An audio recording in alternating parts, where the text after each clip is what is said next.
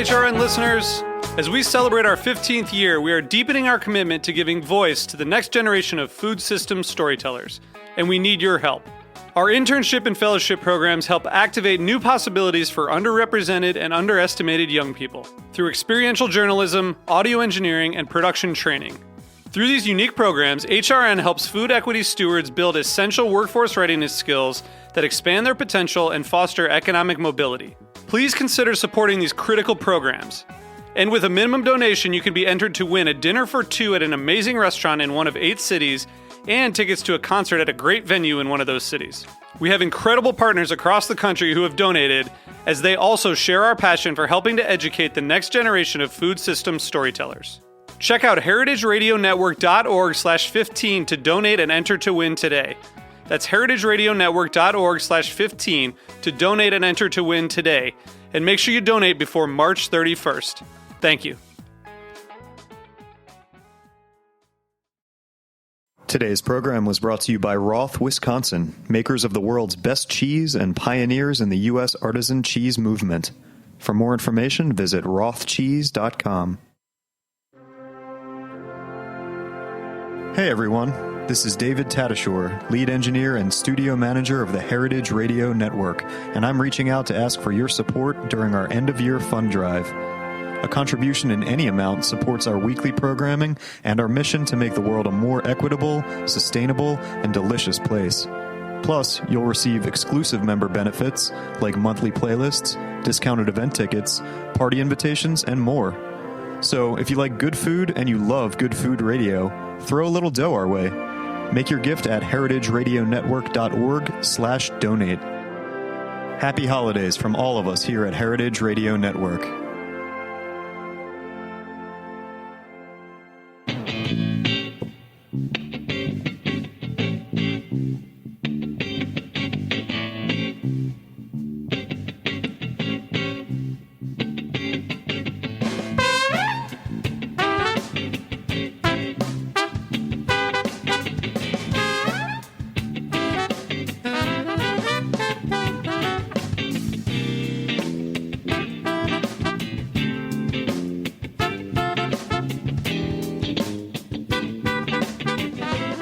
Welcome to the Grape Nation, your weekly wine journey. Our guest is Josh Greene, editor and publisher of Wine and Spirits magazine. We'll talk all things wine, and we'll review the year in wine with Josh. And you gotta love Josh because he towed along about 3 bottles of wine. So we're gonna get into that during this show. We'll also taste during our weekly wine sip some of the wines Josh brought in, and I brought in a Sonoma Pinot. I'm your host, Sam Ben-Ruby. Stay with us for the Grape Nation on the Heritage Radio Network. We bring wine to the people.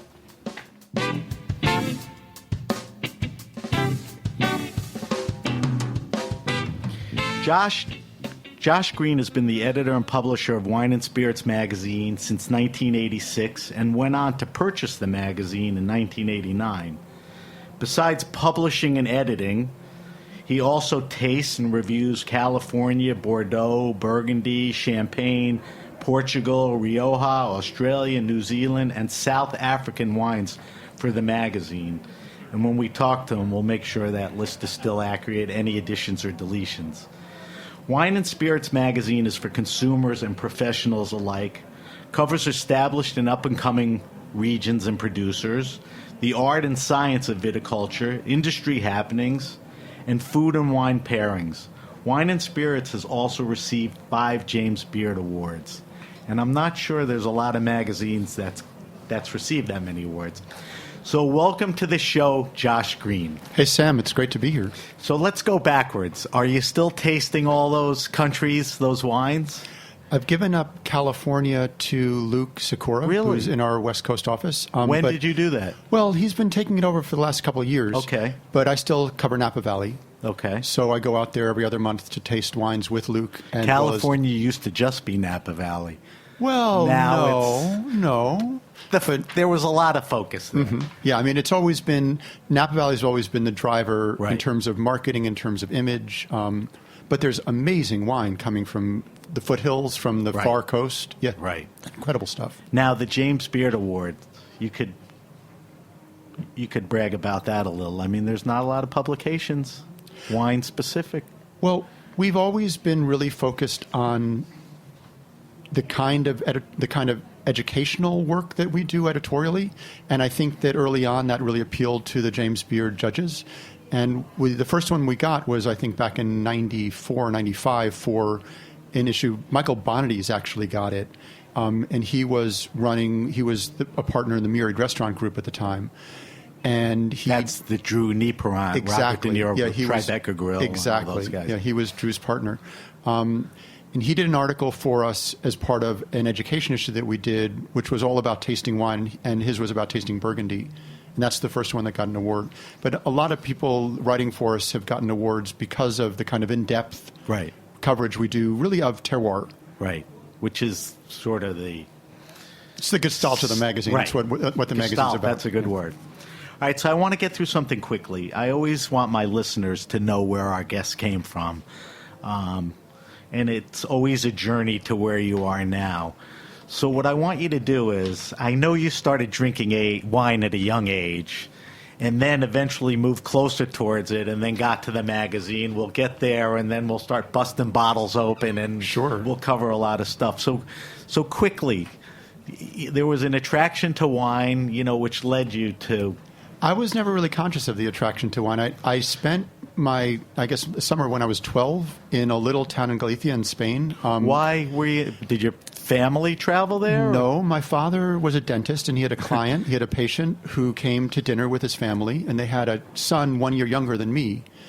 And I guess they were sort of interested in bringing someone over who could kind of mentor their son.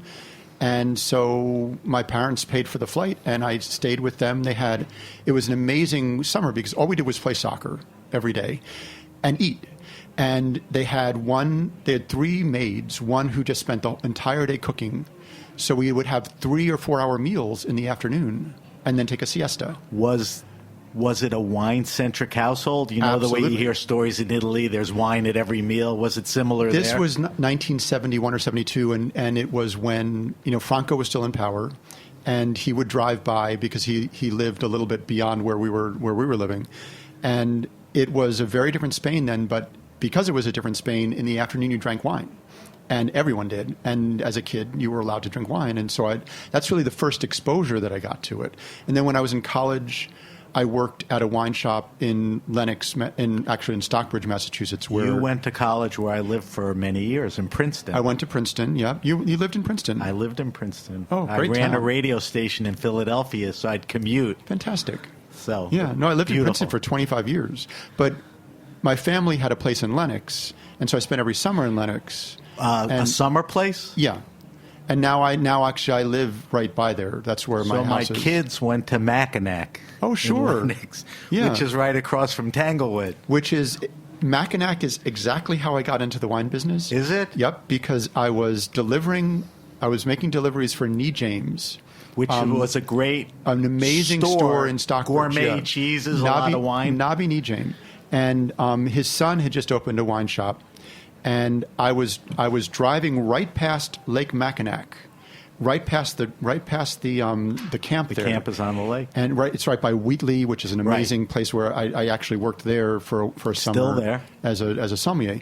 But I was making deliveries. I was about 16 years old or something, and drove Nabi's truck into a tree. Because those S curves right around there? Yeah, I was looking behind. It's the country. I was looking behind to see that I'd left the back of the... And in a split second, you were in a tree. Second, yep, I was in a tree. And so Nabi said, I'm not going to fire you, but you go work for my son. I don't want to see you anymore. That's funny. So that's how I got into the wine business. And I worked with Jimmy Nee James for years. And then did he school you a little there? A lot, like you became aware of varietals? I used to bring bottles home from the bins in the store. You were inquisitive at that point? Oh, absolutely. Like, let me try this, let me try that? No, I still remember I brought home a bottle of Zacamesa Zin, which I loved, and I still remember that particular wine from, 35 years ago or something. So I did that. Then when I got out of school, I worked at Wheatley as a sommelier for a summer when the Simons bought it. And that's an extraordinary place. I don't know if you've ever been there. Yes. but it's just It's an old, stately, not an inn, but well, it was a cottage, right, in the 19th century, and all of the conductors for tango would usually stay there. So I would be serving wine to the conductors and chatting with them, and it was great. Interesting crowd. Very interesting crowd. Lenny Bernstein used to come in when I was bartending, and he thought I was someone else, and actually came up and gave me a big kiss right on the lips, and then he said, "Oh, I'm sorry, I didn't realize that wasn't you." I said, "Excuse me, what's going on here?" He said, "Oh, I'm sorry, I thought it was somebody else." He's hard not to recognize, so I guess you figure it out. I knew who he was. He had that big gray hair. That's funny.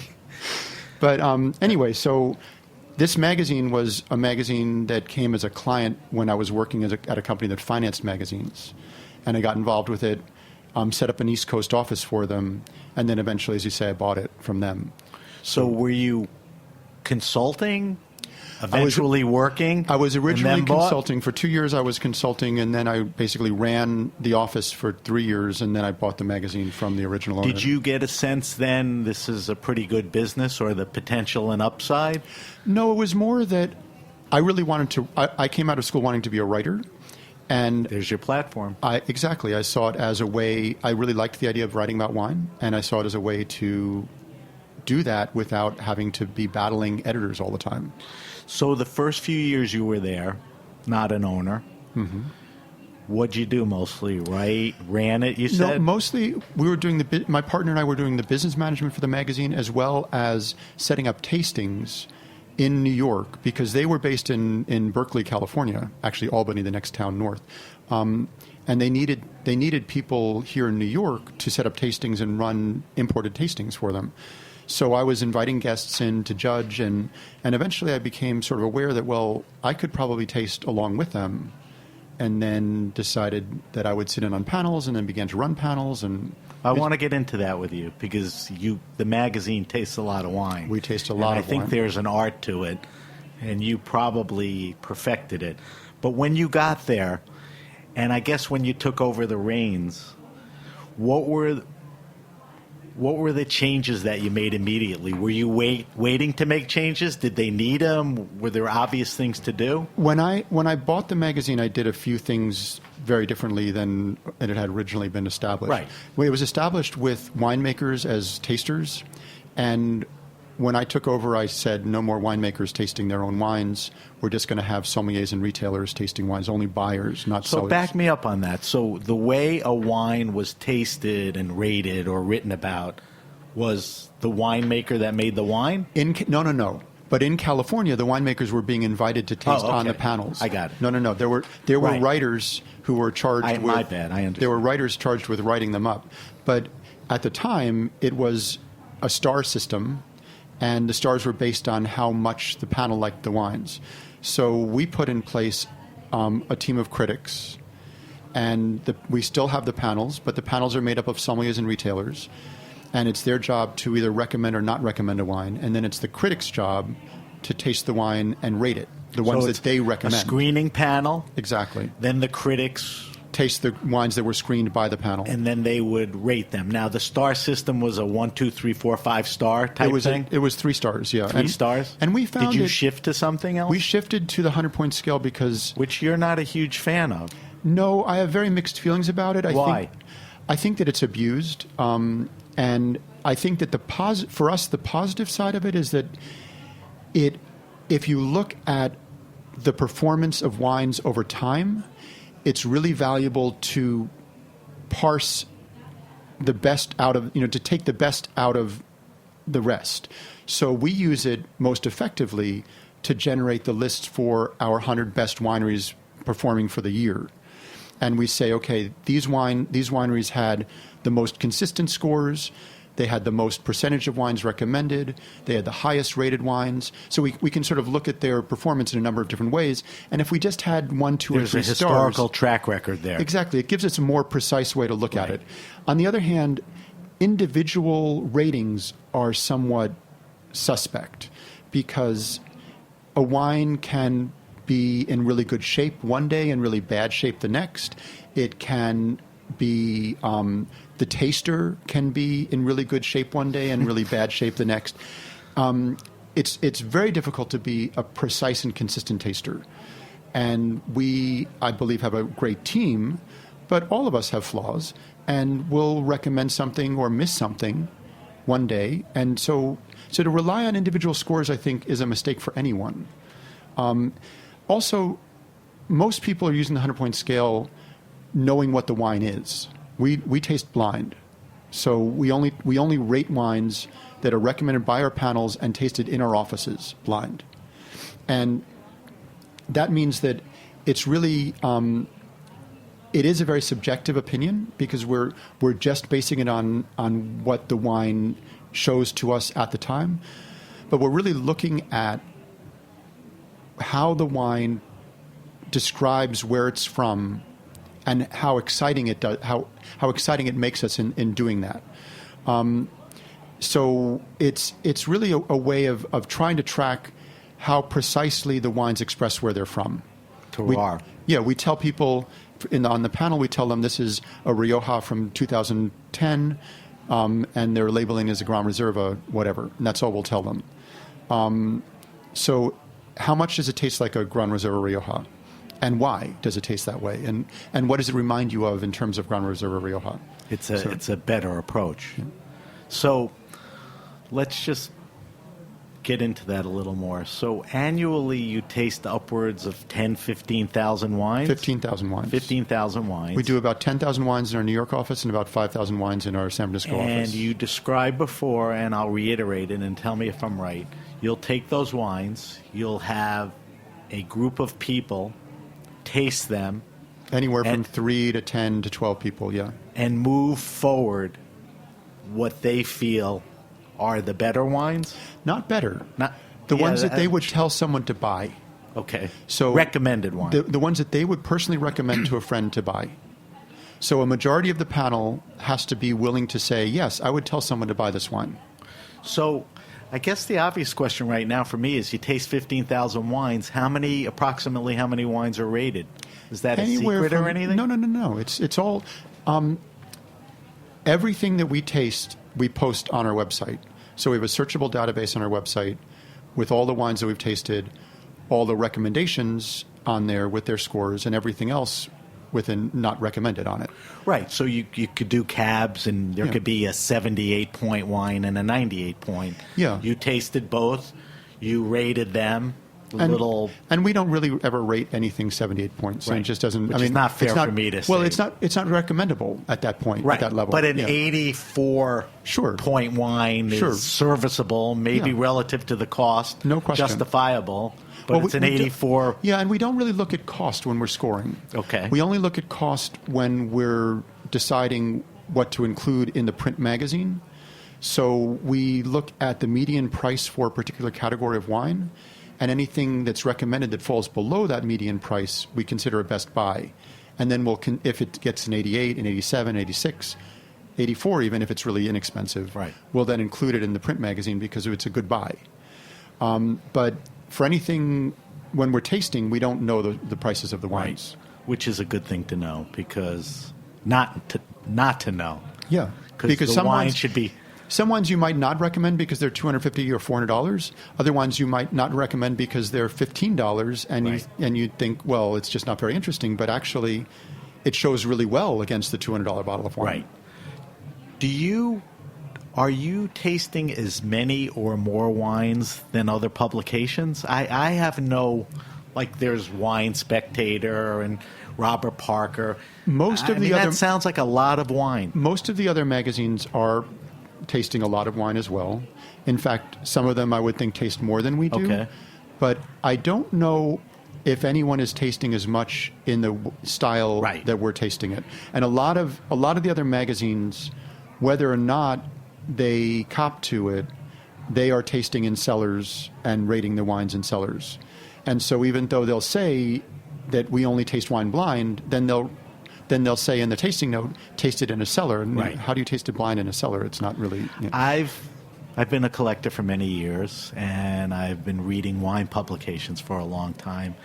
And I have to admit, to your credit, I don't know the right adjective. I don't think eclectic is the word, but it's a very well thought out list. I think it's really a list that's driven by the terroir and the way you taste stuff versus just, the top cabs or whatever. I think for my listener, if you're looking for a diversity of wines in any varietal, I'm pretty sure you'll find more of it in Wine and Spirits than a lot of other magazines. Well, thank you for saying that, Sam. But And I think that's fair from somebody on my side to say. I think that comes out of our process because most of the other critics are looking at what they call absolute quality, or what Parker called absolute quality. And I think that some of the other critics have followed in that mode of thinking about wine, where they're comparing, in their minds, they're comparing wines qualitatively. So this is how these cult Cabernets from Napa can be considered 100-point wines, because they're qualitatively almost perfect. I think you hit on the perfect example, because I think Parker had a big hand in either rating or liking a style where I think winemakers possibly reacted to it as far as how they made wine. I'm saying it, not you. But I think as a consumer of your magazine and others, it wasn't always those wines. Yeah, they're not the wines I want to drink. Yeah. And I consider quality to be a baseline, that I'm not going to recommend a wine if it's not a quality wine. But I'm not really concerned about perfection in a wine. I want a wine to be expressive, not perfect. Or stylistically, it could be more restrained than a fruit bomb, even if it's, terrific. It's still a fruit bomb. Well, a fruit bomb isn't very expressive. It's just fruity. Right. Yeah. It's over the top. Yeah. Usually a little higher alcohol content. No, I don't think you'll find a lot of fruit bombs getting high scores in our magazine. Yeah, it's interesting. So that's a nice thing to know about the magazine. So I guess you take the credit for the way you determined how you were going to taste wines. No, I wouldn't say that. I'd say that you stewarded that. I shepherded it. Shepherded. I shepherded absolutely. But there were several people involved with the magazine for a very long time. One was Michael Kinney, who was there for 6 months before I got involved and just retired from the magazine about 3 years ago. And he had a huge influence on the way we structured our tastings and the way that we presented the wines. Tara Thomas she's the executive editor of the magazine, and she's been with the magazine since 1997. But these are all people who had an approach. These are people who have had an approach, but also had a huge influence on the way that we taste wine, the way that we structure our policies, the way that the kinds of people we invite in to taste with us. They are as much a part of the outcome of what the magazine presents as me. Right. Absolutely. I'm always curious about this. Wine and Spirits, an American magazine. You said initially it was set up out in California. I had John Bonet in here last week, who worked for the San Francisco Chronicle. Great writer. Great writer. I mean, a true writer. I'm always curious, are you obliged, or do you feel compelled that you have to cover, in your case, American wines when John was in San Francisco, sort of looking north to Napa, Sonoma? I think the whole trade's become more global, but was that ever something you had to think about? I think about it in terms of who is reading the magazine and who we're serving. So if we're talking to an audience here in the United States and Canada mostly, we should be talking about the wines that they're drinking. And they're drinking a lot of California wine, a lot of New York State readership. Wine. I buy a lot of Finger Lakes wine because I live in Massachusetts. That's 3 hours from my house. I consider it my local wine. And I love some of those wines. If I lived in California, I would be drinking a lot of California wine because I'd consider it my local wine. And I've found wines from California that I absolutely adore and that I would stand up to anything from anywhere else around the world. I think that there are a lot of people who feel like American wines can be too big or too rich or too sweet. And there are many wines made in those styles, but there are also a lot of great wines being made that are very drinkable in a lighter, more delicate, more expressive style. You just have to search them out. And I think John was really great. John Bonet was great at searching them out. Very much so. And against the grain in a way. Well, you say against the grain. Well, I'd say against the commercial market. Because to me, that was the grain, but yeah, that's a fair clarification. Because there are a lot of people who really like these big, rich wines, and you can't fault the winemakers for making them. Whether I have to question a lot of the winemakers who say, "Well, I don't really like to drink this style of wine, but I have to make it because people want it." It's crazy. I don't believe that. So we have a lot to cover, but I want to do 3 things quickly. I want to taste the wine because we have 3 or 4 bottles in front of us. So let's pour some out. Okay. That's number one. You said you like Finger Lake wines because of proximity. I'm just curious. Not only proximity. I think that they make the best white wines in the States. Agree. Yeah. Thank you for correcting me every time. I'm sorry. I'm joking. But what I'm curious about is, and the reason I brought up proximity is any feeling towards Long Island wines? I mean, you've probably been drinking Finger Lake wines longer because they've been there. And there's some great makers. Has Long Island come into the mix at all? I've tasted some beautiful Long Island wines, and I haven't tasted a lot consistently. And not there yet. Not there yet for me. I think that as someone who's fascinated by soil, the Finger Lakes really appeals to me because I remember the first time I went there for wine. I'd been there for other reasons, but the first time I went there for wine, I went for a run down.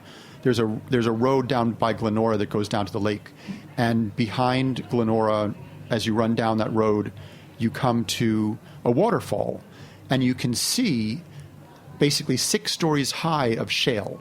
You can see all the layers of the ground. So the shale plays a big part in the terroir as far as where the wine's growing. Huge. It's very characteristic. It really has. It has. Can't say that about Long Island. Which are.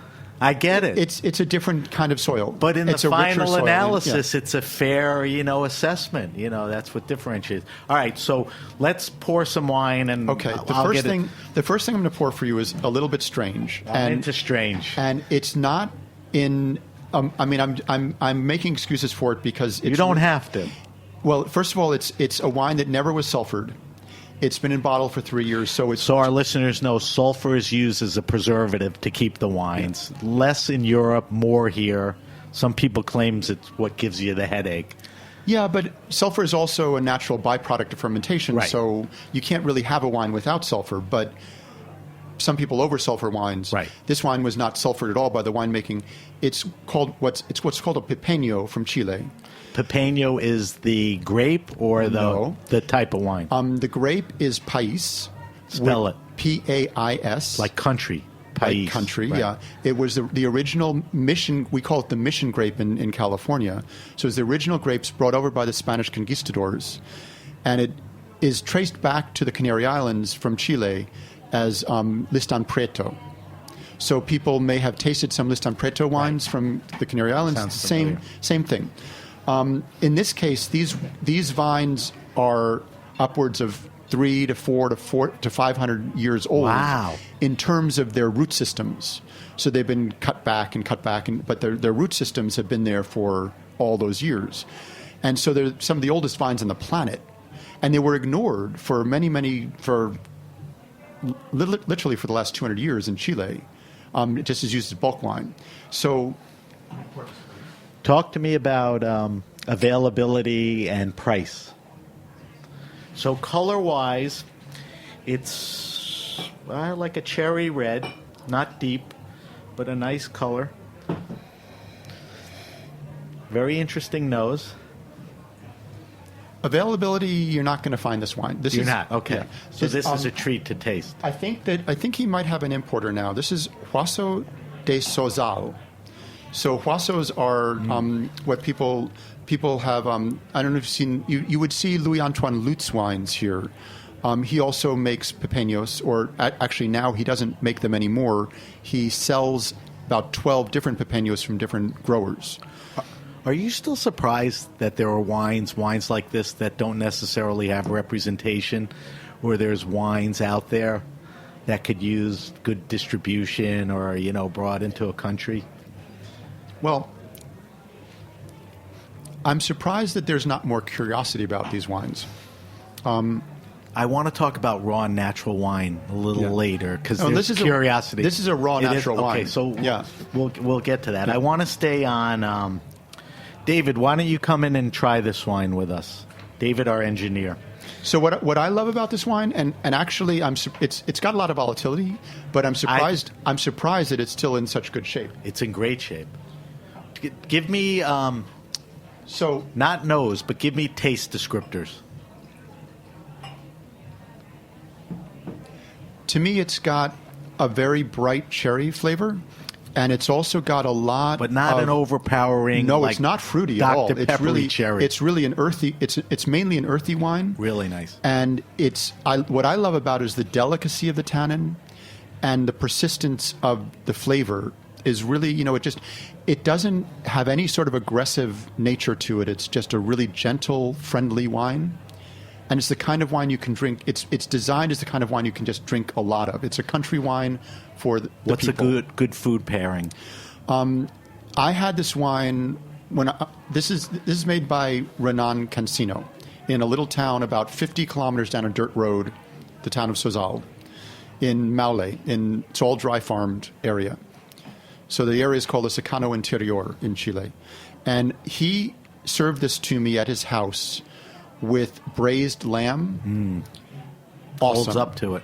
Awesome. It was braised lamb with some sauteed onions and then French fries on top. Lamb's a little gamier than pork and beef. Yeah. It was really beautiful lamb. That's a good pairing. This would be a nice gift.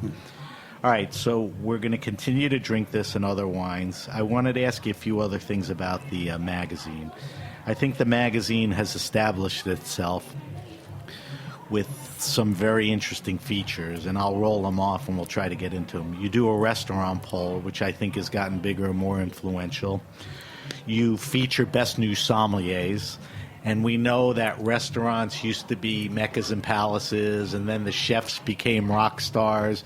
Now the sommeliers sort of are having their time now.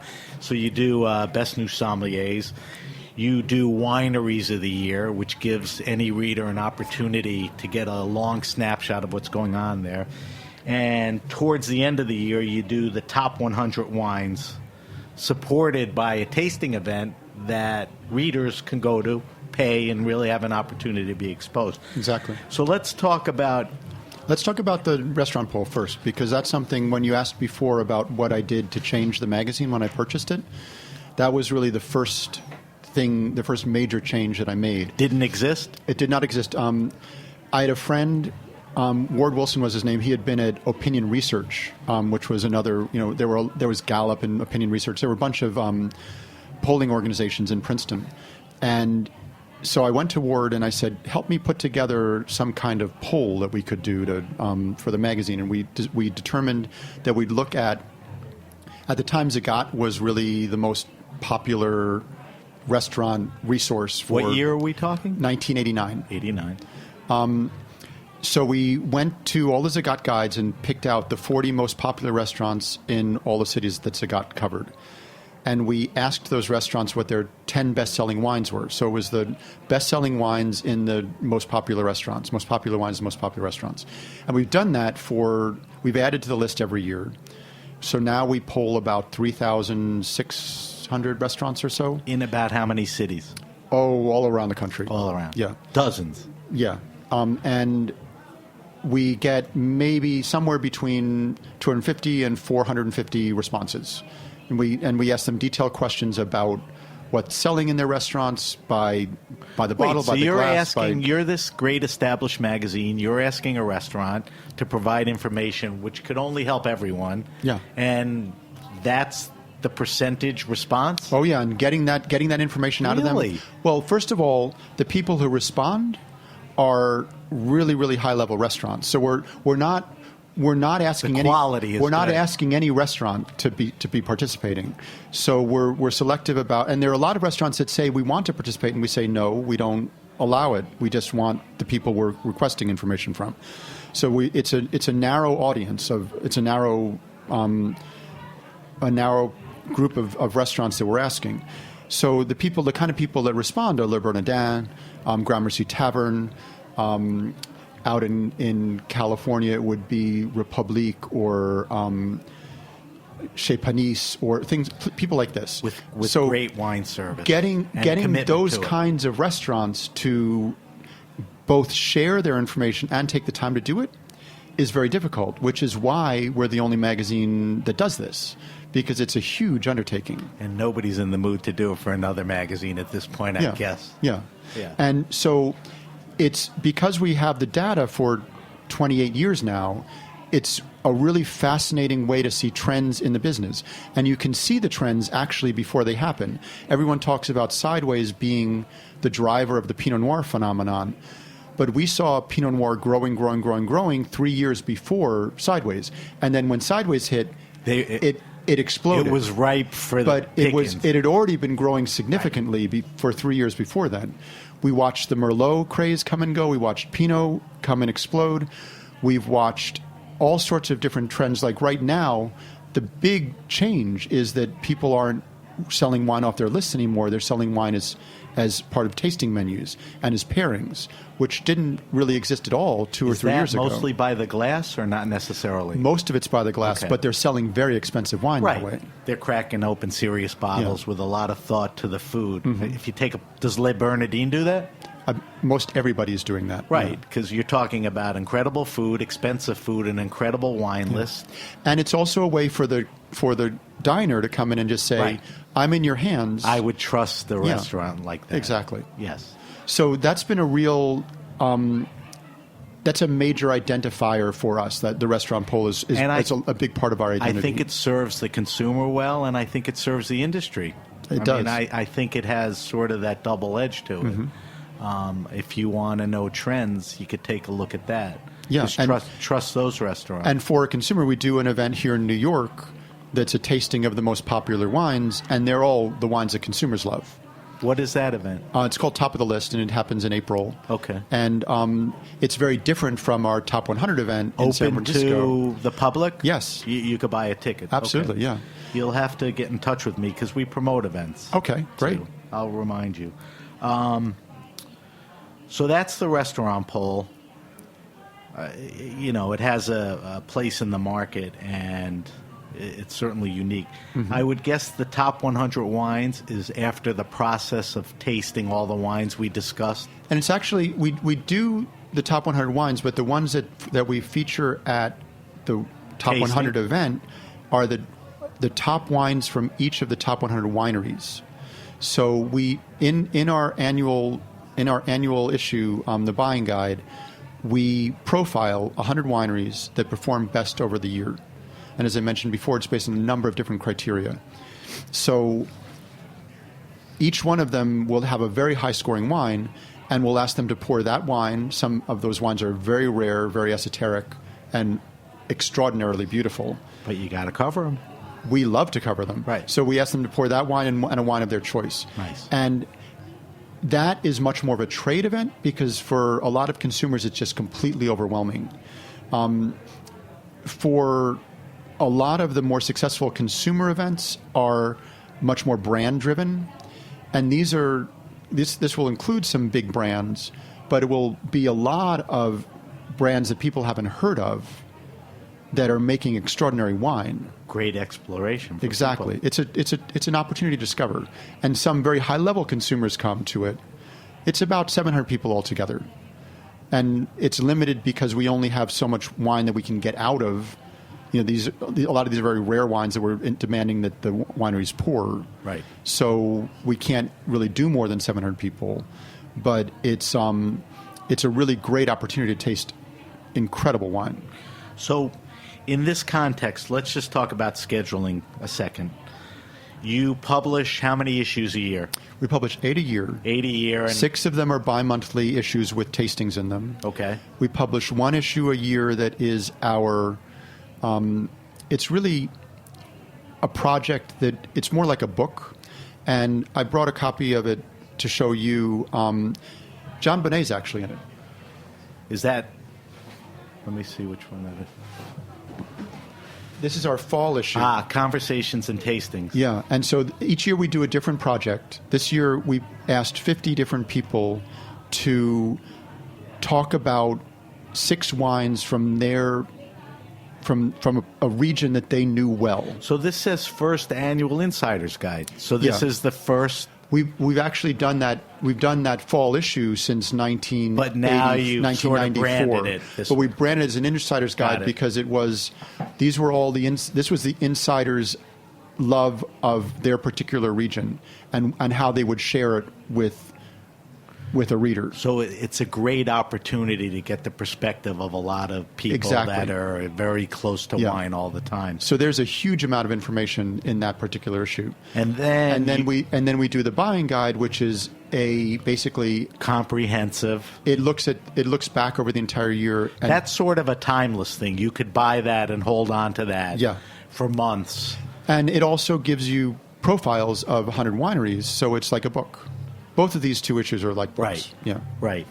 And the current issue is on the newsstands. I think it's a comprehensive look at champagne. Exactly. Which is good timing for the holiday seasons. Mm-hmm. And I brought a champagne with me to taste with you. Which we'll get to. So the wine is available at newsstands, and if you want to look online, it's at wineandspiritsmagazine.com. And you'll see a whole complement of offerings and articles and information there. We have a lot of articles online that are free to people. Do you have a paid feature to that too? So there's a lot of information that's there for people to look at for free, but then for subscribers can look at the entire database of wines going back to 2002. So the searchable database is something that you have to be a subscriber to be able to Very use. well worth it. Because after talking to you for a while, the database is fairly extensive. It's very extensive. So you're going to get a pretty good shot at what you're looking for. All right, so it's hard to stop at the magazine, but we'll kind of wind in and out of it. What I wanted to talk to you about is 2016. Mm-hmm. Let's look back a little. Let's look at wine trends. So what... And you could do this overall and in the past year. What changes have we seen in the industry of late? Trend-wise, change-wise? Well, anything obvious? There are a lot of obvious changes in terms of consolidation that continues on and in industry talk. But in terms of things that are of interest to me, and I think to wine and spirits readers, and probably to your audience, are things like the Raw Wine Fair coming to New York for the first time. This is the kind of wine, this Boisseau de Sazal is the kind of wine that you would taste at the Raw Wine Fair. And the fact that natural wine, or what's being described as natural wine, is becoming more and more of a phenomenon in the market, and a counterpoint to some of the more commercial styles of wine. So I've seen that since I've done the show. I went to the Raw Wine Fair because it was here in Brooklyn. Sure. And the participation by winemakers was incredible, and the participation by consumers. I mean, it's definitely here. It's been going on. Brooklyn's kind of famous for some wine bars, Four Horsemen, June, that feature Natural Company downtown in the city and all of that.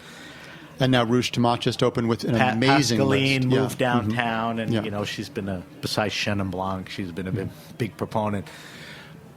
I can't answer this from looking at the magazine, but has your coverage shifted towards that? Not yet, a little? We've been covering biodynamic wines since the early 90s. The wine that the champagne I brought for you is a biodynamic champagne. Is it a grower? It's a grower, okay. Yeah. We do not politicize our wine recommendations and say that we're going to recommend these wines more highly or those wines more highly, because we don't know when we're tasting whether wine's organic or biodynamic. So the movement's here. There's makers. You handle it like any other wine. And so we handle it like any other wine. We find that for our critics who are looking for wines that are expressive of a place, that wines that are grown biodynamically tend to be, when they are successful, tend to be some of the most expressive wines that you can find. And so we talk about that in our tasting notes. And we use our tasting notes to talk about how wines are grown and how they are produced to show how they're grown, rather than just talking about all the different flavors that you might randomly find in a wine. We try to limit all those flavors to maybe one sentence and use the rest of the tasting note to really talk about the structure of the wine and how it comes out of where it's grown and how it's grown. So is the movement, there's obviously a lot of great winemakers, a lot of great wines. It's pretty spread out. There's wines from Georgia now. Sure. Vermont. Natural, biodynamic, organic wines as, I don't know if I want to say category, but here to stay and grow? I think that there are different segments of wine drinkers this market is growing hugely. And we are the biggest wine consuming country in the world now. And within that vast market, there are segments. And a lot of people say that there's this American taste for big fruit bomb wines. Well, that's one segment. There's another segment that would not touch those wines at all and would drink a wine like half this. Half of Brooklyn and many other cities. And so there are people who are looking for wines that are expressive and delicious and drinkable, and there are people who are looking for wines that are fruity, rich, and sweet. They're both called wine, right? But they're going to appeal to different audiences. In the end. We're going to have to take a break soon, then we'll come back. We'll finish up. I have a thing called the wine list. I want to ask you a bunch of questions. Sure. But one of the last questions I want to ask you as a consumer, as an editor and a publisher, and what's going on in the world is, how has the internet and social media changed the way you do your business as the editor and publisher of a magazine, as a consumer, somebody who's always looking for the next wine or what other people are saying?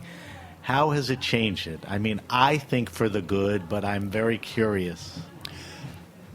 Social media and the internet are a really interesting phenomenon for a publisher because, especially since I've been at this business since 1984 originally, it's made publishing as a journalist very, very difficult. It's made publishing as someone from the general public very easy. So I think that we're seeing throughout, whether it's in wine or whatever journalism you're trying to accomplish, journalists are struggling to find not only a way to make money, but to find an audience. And they're, in terms of what's going on right now culturally in our country, there's a lot of questions about whether people are concerned about facts and truth at the moment. Big time So now. Journalism is about shared truths and shared facts and assessing them. And it's more democratized, but that is an issue, a sensitive issue. Well, I think that you pride yourself on. I think that the internet is not necessarily democratized. I think that, for me personally, when I see people walking down the street looking at their phones, I see them as slaves to their phones. Yes. And I don't think that's democracy. And No. I don't think that what we just experienced is democracy. There were more voices. In the old days, there was Parker, Wine Spectator. You guys have been around. There are lots now more there voices. are legitimate bloggers, Yeah. and where John Bonet works, Punch, And there's some very interesting voices. There's right. a lot of noise. That's the part I meant. I agree with you. There is a lot of noise. And sorting through the noise is very difficult and challenging. But you and have to as embrace a user, it. Well, I don't know. I mean, we use it as a tool. I don't think you have a personal Twitter account. I do not. don't? Nor do I have a Facebook account. No. I don't have a Facebook account, but that... I don't feel the need to embrace social media. We use social media as a company. Which you should. And basically everyone other than me on staff is involved in social media, but that's their choice. And it is... I have very mixed feelings about social media. I think that I don't personally have time to spend on that in my life. So I had Gary Vaynerchuk on a couple of weeks ago, and you know Gary. I know Gary well. I mean, yeah. That's like his whole thing. Yeah. It would be great sometime next year maybe to have the both of you in here, because I believe and trust your conviction and how you conduct the business and your perspectives on that. And I feel the same way about Gary. I have huge respect for Gary. I think you would hear two true voices and a good balance. Because for some reason, Gary thinks, his way is the only way. But We'll leave it at that. All right, we're going to take a quick break. When we come back, we're going to subject Josh to the wine list, and then we're going to taste through the remaining wines that we have here and go over a few things. You're listening to The Grape Nation, and we're talking to Josh Greene, editor and publisher of Wine and Spirits magazine. We'll be right back.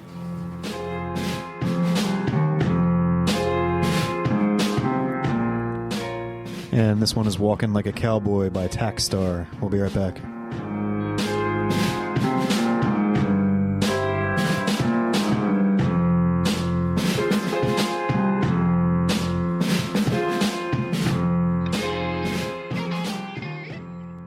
Have you tasted the world's best cheese?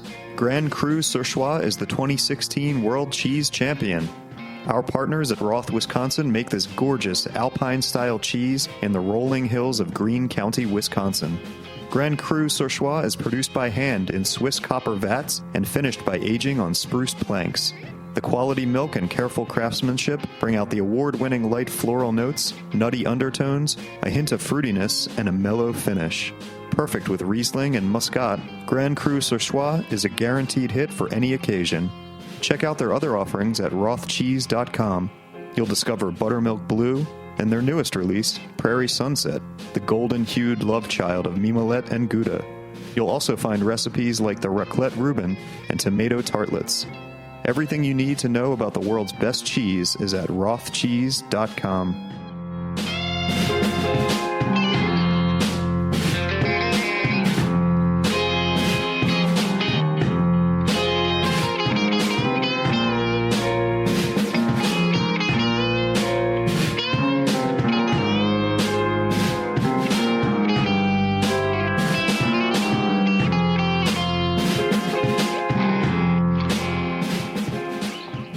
All right, we're back. My guest is Josh Greene, editor and publisher of Wine and Spirits magazine, available at your newsstand. Go run out and pick up an issue. You can get the Wineries of the Year and the Champagne issue right now. I want to subject John to our wine list. I want to get his personal perspective on a few things. I'm ready. We've been talking about the industry. Josh has not been prompted on this. So we're going to ask him a bunch of questions. Nothing too difficult here. What are you drinking now? Is there something in the last week, month that you've been going back to? Is it this Pepino? What is it? Well, I would drink more Pepino if I could get access to it, Right. but there isn't much of it around. At home, I tend to drink Finger Lakes wines. Okay, you said that earlier. Yeah, and that's really So that's something honestly that's honestly what I tend to drink. Give me one or two Finger Lake wines to look out for.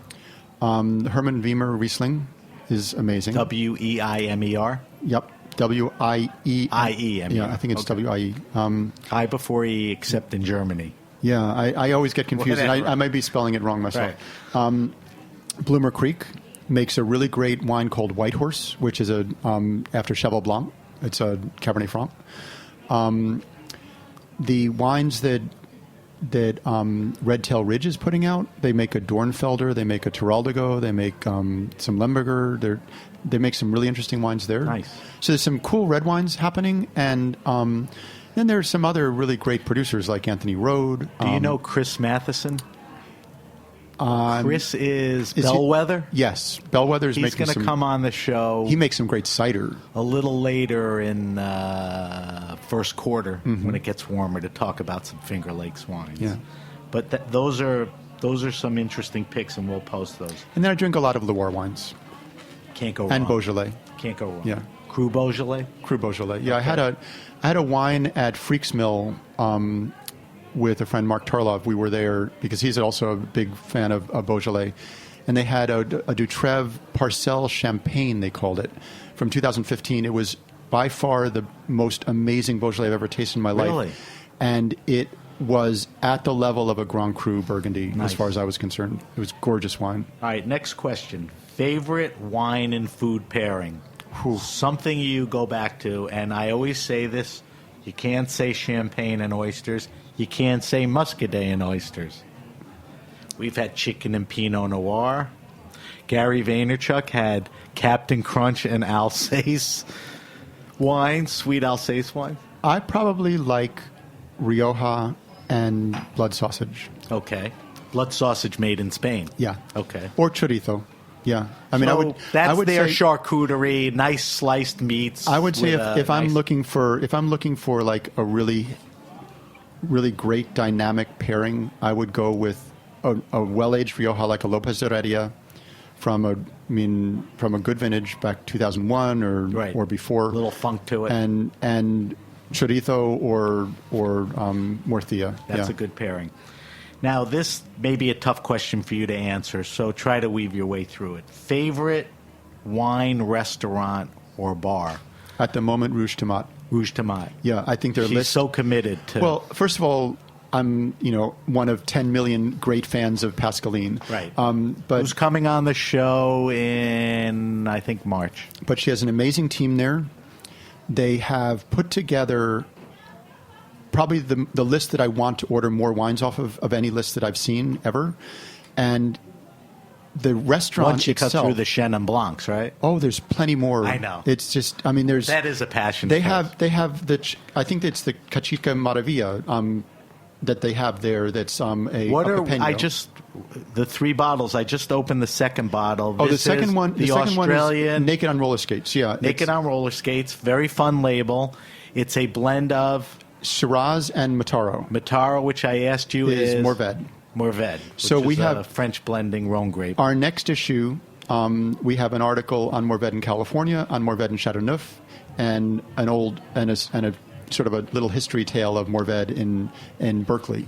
And so it's sort of the next issues are our Mourvedre issue if we've never had one before. That'll be great. And these people, they're three young punks. They're called some young punks, I guess they're called, and it's Colin McBride, Jen Gardner, and Nick Bourne are the three people who make this wine, and it's from. The Shiraz is from very hard clay, sort of, they call it cracking black clay soil, and the Mataro is from sand soil in McLaren. And I was blown away by this wine. I think it's absolutely Great. beautiful. I brought this because it is the kind of wine that's coming out of Australia that's so different from what we think about as, again, the same kind of mentality about thinking about California wine as only these big blockbuster reds. Thinks about Australia as huge, boozy Shiraz. This is just, I think, a magnificent wine. It's delicious. Very much more delicate than you'd expect Yes. from a wine from McLaren Vale, and much more expressive of McLaren Vale than most what you see. So just tell me the wine again, because I don't It's- have the bottle in front of me. It's Some Young Punks, Naked on Roller Skates, 2015. Naked on Roller Skates, 2015, and give me a retail range. The retail price is $30. Okay, so there's a good price point. All right, favorite all-time wine. You got the Oh Wow wine. Is it a birth wine? Is it when you got married? Somebody put it. Is it that Galician wine? That's a question I really cannot answer because Give me a couple. I'll give you a few. 2002 Champagne. There are a few 2002 Champagnes that between the two Cristals from Rotor, the Rosé Cristal from Rotor in 2002 2002 is incredible. is incredible. The Bollinger 2002, the Krug 2002 is mind blowing. So there are some 2002 Champagnes that are among the best And wines I've ever still tasted in my life. available. Yeah. Pricey, but available. 2011 ports are generally off the charts. Would you say the 11 ports are among the best ports in the last 10, 15, 20 port 50 year releases? years. 50. Yeah, since So- since 63 probably. If you're into port, you took your eye off the ball, or you're getting into it, go out and buy the 11s. Yeah, and in fact, I just wrote an article in the December issue about the LBV ports from 2011 because the LBV ports are off the charts, and usually LBV is like, so what? Right. Who cares? When that's happening, it's all good. Yeah. Yeah. All right, so those are two very good recommendations. This you are very qualified to answer, and it's something you do all day. I ask all my guests, best wine under $15 retail that you know of, red and a white. So what am I bringing to a party? What's my 27-year-old kid putting out on the table when he's trying to impress a bunch of other couples and all of that? For me, the best white wine under $15 is Quina d'Aveleda. Their Quina d'Aveleda wine, their basic Vineyard Verde, that's their estate wine. Right, so I have no idea what you just said, so you have to slow down and walk me through this. Okay, so this is a wine from Vineyard Verde, which is on the north coast of Portugal. Vinho. Yep. Verde. Yes, exactly. Verde is green. Vinho, yep. Green wine. Yeah, so it's green wine. It's called green wine because it's from the coast, very rainy area, very cool area. Okay. Hard to ripen the grapes.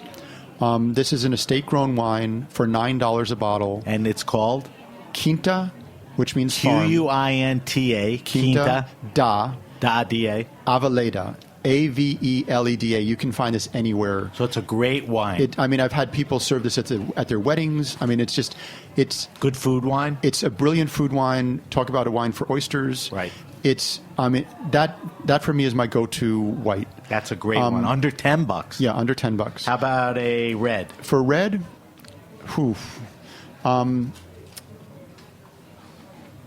that's much more difficult to find a really good red under $15. I think that there are some Beaujolais that used to be under $15, but are now probably creeping up. Yeah. But you used to be able to buy a decent cru Beaujolais for under $15, and I think if you shop around, you probably can. So I would say if you can find a Morgon for $18, you're doing really well. That's Morgon what I would, from Beaujolais. Beaujolais, yeah, a cru Beaujolais. Yeah. Cru Beaujolais. Renier, Morgon, Fleury. Right. Yeah. That's a good one. All right, last question. Do you have a favorite wine writer? Is there somebody you've admired through the years, before, during, your tenure? Interesting. I would say that for a long time, I would say Gerald Asher and Rod Smith. Gerald Asher for very almost classical style of writing, and Rod, when he was writing, he's not writing anymore, but when he was writing, he wrote really beautiful articles on terroir. Nice. Those are good ones. All right, so there are your 6 questions, Josh. You did a yeoman's job. Fantastic. I thank you for that. Every week we do a feature called the Weekly Wine Sip. You have been gracious enough to bring in 3 bottles of wine. We've tasted a couple of interesting wines that you don't see every day. And I think a good way to celebrate Josh being here and the fact that this is our last show of the year. Oh, congratulations. And that we are approaching the holiday season. Josh brought in a champagne, a grower champagne. Usually I have the description here, but I want you to walk and talk me through what you're opening and what we're drinking. Sure. So this is Benoit Lahaye. Spell Lahaye. Lahaye. I'm probably Lahaye. I'm probably just completely destroying the pronunciation. Well, you could have said Benoit. Yeah, it's true. Right. And this is their Brut Nature, which is their simple brut without any dosage. And it's a Grand Cru wine. So without any dosage means they added no sugar, or Brut Nature means that there's not they didn't balance it in the end. They're selling it sort of naked. Okay. They may have added very little, but in this case, I'm not sure. Does that make it drier or not necessarily? It would be drier, but the key is that as a grower, they went organic and then they went biodynamic. They were certified as biodynamic in 2010. So as a grower, by farming very carefully, they can ripen their fruit much more effectively than if they weren't farming that way. Right. So they're getting sweetness from the fruit rather than needing to get it from adding a dosage. Let's taste it. It's a non-vintage? This is non-vintage, and it's when got do you reserve think it was wines. Bottled? It's got reserve wines in it. That goes back to. I'm not sure if they say on the bottle when it was. Yeah, I don't know. There's a code on here, but I can't really tell what it would be. You want to drink it out of that? Yeah, I'm not a snob. David, you want to come in and try these wines? You're anxiously waiting outdoors. We'll make a toast to the end of the season. All right, so Josh, So they have about 12 acres of land in Bouzy and Ambonnet. and it's an estate grower wine. Exactly. Okay. So it's only from their own grapes. So what kind of output as far as cases, bottles? Is it like a 800 case champagne or more? I don't know the exact case number. It's not a lot. It's not a lot. You don't, because yield 12 acres is not going to produce a lot of wine. All right, so it's got that beautiful classic golden color. On the weekly wine sip, we do a deeper analysis. Okay. I don't know if it's the room, but it's got a little tint to it, which it's not that hay. Mm-hmm. It's almost not pinkish, but it's almost golden. Yeah. And that would be, I think that would probably be an indication of the ripeness of the grapes. Nice bubbles. On the nose, you help me with this. I get a little biscuit. Definitely biscuit. I mean, I'm getting the lees autolysis on it, but it's a very pointed. It's not a broad kind of lees autolysis. It's a much more precise kind of scent. It's a medium body. I don't know if we do mouthfeels with champagne, but it's got a nice. See, what I like about it is that the fruit. It's got a lot of flavor depth. Mm-hmm. A lot of times when you taste champagne, it's really one-dimensional, and it's fresh or pushed by the bubbles or whatever. But this is not pushed by the bubbles. It's not, and the bubbles are very well integrated, and the flavor depth is really there. You get a lot of lasting flavor of some earthiness, some golden fruit. You can taste the ripeness of the fruit. What are golden fruits? Well, I think it almost has like a white peach kind of flavor, but it's not that sweet, so I wouldn't go there. But it's not that sweet. You're right. I don't necessarily believe in trying to compare. We did a tasting once where we put a bunch of fruit on the table. We had about 15 people on a table, and got strawberries and raspberries and blueberries and mulberries and peaches and plums and everything. And we tasted the plums, and everyone describes wine as being plummy. We tasted the plums, and we said, it's not that. It's not that. So the curious one is currants. Yeah. People eat plums. They don't eat a lot of currants. Yeah. And currants are used as a big wine descriptor for big, deep Bordeaux's and Cali Cabs and all of that. Did you taste currants? In this? Oh, no, in that tasting, yeah. Yes, absolutely, yeah. And there are wines that taste like currant, but it's not necessarily. They tend to be fairly vegetal. Yeah. Yeah. All right, so what else with this? It's again, what I like about it is the length of flavor. To me, it's refreshing as well as being as well as being deeply flavorful. Right, a little complexity and freshness. Yeah, it's got a lot of. It's mostly Pinot Noir, so you're getting that richness from the Pinot, and I'm getting out of my seat to pour more wine. Now let's talk about food pairing. Does this wine, because it's a little different, I mean the blend mostly Pinot and the characteristics are not, necessarily that classic house champagne and all that. Mm-hmm. What's a good food pairing for this?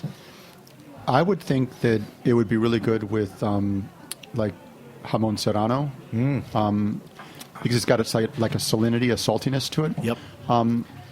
I don't think I would want it with oysters because the flavors are too deep and earthy.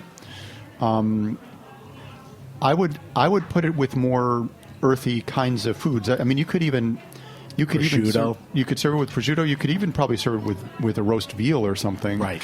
It'll hold up to that. Yeah. The flavors are pretty intense on it. Yes. I like it a lot. It's more vinous than most champagne. Yes. Which is what you get from a biodynamic grower. What is the average retail on this? I don't really know the exact price on this, but ballpark. I would guess it's between 50 and 60. Okay, so it's in the sort of the lower range, that good sweet spot of champagnes for quality. Yeah. You can for a nice dinner, a gift. You can buy some damn good champagnes for $40 to $45. If you look carefully, you can find some really good champagne for $40 or $45. So I hesitate to ask you to rate this wine because, the whole ratings discussion we had, but this is a very good champagne. Have you tasted a lot of champagnes in this price range that are as interesting as this? I mean, does this stand out in the sense? Well, we recommended this wine when we tasted it for our December issue. It stood out when we taste champagne, we taste it by house. So we tasted a few of their wines. I think we tasted 2 or 3 of their wines, and this is one I think they make a wine called Naturescence, which comes in a Magnum that did really well. It's a higher level wine from them. I would say it stands out for being, as I described, as vinous. Right. And so that's its character and characteristic and quality that separates it. Whether you want to rate it qualitatively is another thing, but I think that it's a really interesting. Champagne's the most difficult wine to taste because most difficult to taste, and probably, and less now than in the past, underrated in the sense of how much it's served beyond celebrations and all that. It's a great food wine. It pairs well. Your first pairing was somewhat non-traditional, an Italian high-end sliced ham. I was thinking Spanish ham. Spanish ham, I meant. You said Serrano. Yeah. That's my bad. Yeah. Usually, like you said, oysters. This is not a good oyster wine. No, but it could be good with fish. It could be good with roast fish. Probably good with fried chicken. It would be great with fried chicken. Right? I mean, it would cut through the champagne grease. Champagne and fries. It's hard to beat. So, and actually, you asked me before what I drink a lot of. I drink a lot of champagne. That's my downfall. As you should. Yeah. All right. So for our listeners, I'll pick the bottle up and let me tell you what we're drinking. Josh Greene was kind enough to bring in the Benoit Lahaye, Lahaye Champagne Grand Cru Brut Net Shore. Now the A Boozy in the corner is what? The maker?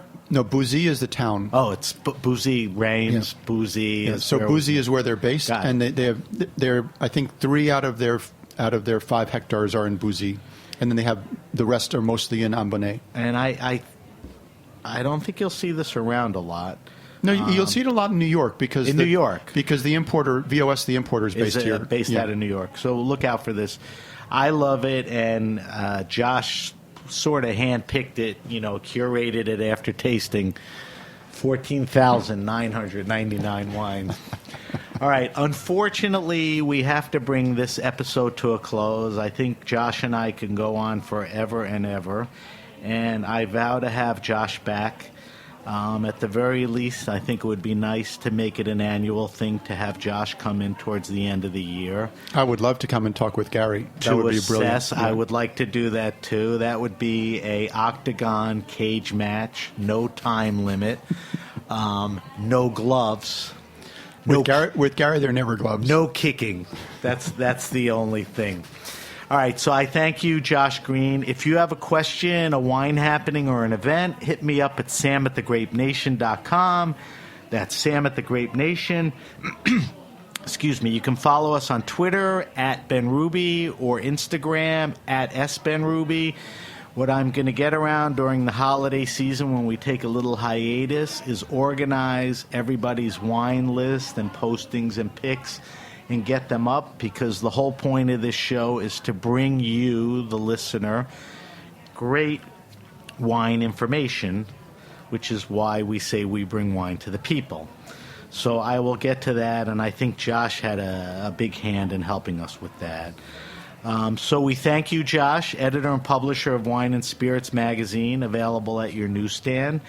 Thank you to our engineer for a great season, David Tadashore, and everyone at Heritage Radio Network. I just want to put a last plug in because it's still timely.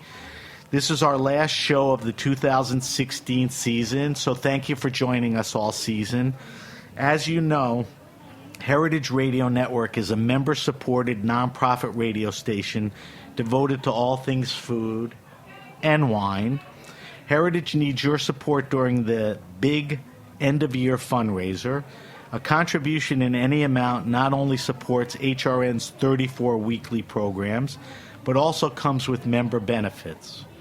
So if you like good food and wine, and you love good food and wine radio, make a donation today. As David said earlier, throw a little dough our way, will you? You can go to heritageradionetwork.org/donate. That's heritageradionetwork.org/donate. And anything you can give, we appreciate. I'm Sam Ben-Ruby. You've been listening to The Grape Nation, and thank you for joining us.